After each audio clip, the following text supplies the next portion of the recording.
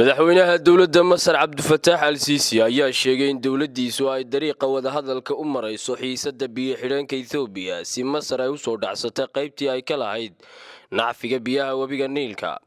shacabka ku nool dalka Masar oo gaaraya 100 milyan ayaa in ka badan 90% waxay noloshoodu ku tiirsan tahay biyaha wabiga Nile. hase yeeshee waxa taasi hadda halis gelinaya sida ay Qaahiro sheegtay biyo xidhanka Itoobiya ka samaysay halka wabiga Nile uu ka maro meel u dhow xuduudda Suudaan, taasoo Masar ay aad uga soo horjeesatay.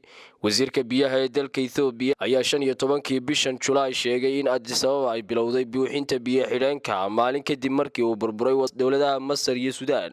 wasiirka biyaha ee dawladda Itoobiya ayaa 15kii bisha Julaay sheegay in Addis Ababa ay bilowday buuxinta biyo xidhanka maalin kadib markii ay burbureen wada hadaladii u dhaxeeyay dawladaha Masar iyo Suudaan. Cabdi Xasan Sahal, wararka telefishinka SomNews, Hargeysa.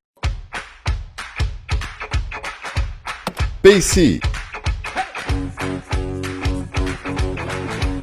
shirkadda Telesom waxay macaamiisheeda dalka dibaddiisa joogta ugu bushaaraynaysaa in iyagoo gurigooda jooga lacag u diri karaan eheladooda iyo asxaabtooda.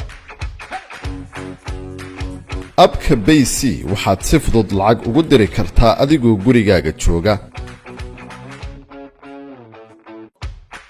loo diruhuna wuxuu ku helayaa saad ama accountkiisa Daarasalaam Bank. haddaba si aad u isticmaasho abka BC waxaad kala soo degi kartaa moobilkaaga.